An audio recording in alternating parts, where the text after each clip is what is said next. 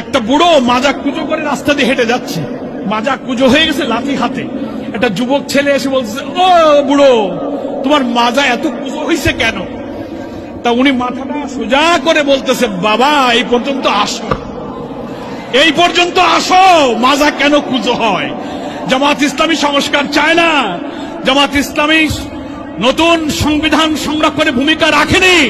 ঐক্যমত্য কমিশনে লিখিতভাবে 6টি সংস্কার কমিশনে আমরাই পূর্ণাঙ্গ রিপোর্ট দিয়েছি, অথচ নতুন গঠিত ছাত্রদের একটি দলের নেতা দুঃখজনক স্ট্যাটাস দিয়ে এই সমালোচনা করেছেন।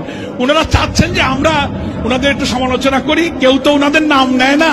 তো জামাতের মতো বড় দলের দুটো কথা বললে যদি আমাদের নাম মুখে দুই একটা নেয়, আমরা আপনাদেরকে অত আমলে নিই না। এই পর্যন্ত এসে জামাতের রাজনৈতিক ম্যাচুরিটি বুঝার জন্য আরো কিছু পথ হাঁটতে হবে। ধৈর্য ধরো, হাঁটো, এক্ষুনি সমালোচনা করো না।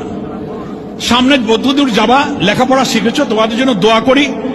24শে জুলাইয়ের গণ অভ্যুত্থানে তোমরা অনেক ভূমিকা রেখেছো, অনেক আত্মদান, তোমরা জুলাই যোদ্ধা, তোমাদের প্রতি আমাদের শ্রদ্ধা এবং দোয়া থাকবে।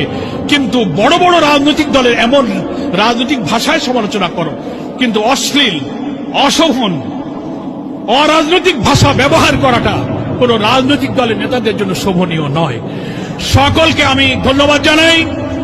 আমরা আগামী দিনের নির্বাচনে দাঁড়িপাল্লার বিজয় দেখতে চাই। সকলকে কেন্দ্রীয় জামাতের পক্ষ থেকে সংগ্রামী শুভেচ্ছা। আগামী দিনে বিজয়ের বার্তা ঘরে ঘরে নারী পুরুষ সবাইকে পৌঁছে দেওয়ার উদাত্ত আহ্বান জানিয়ে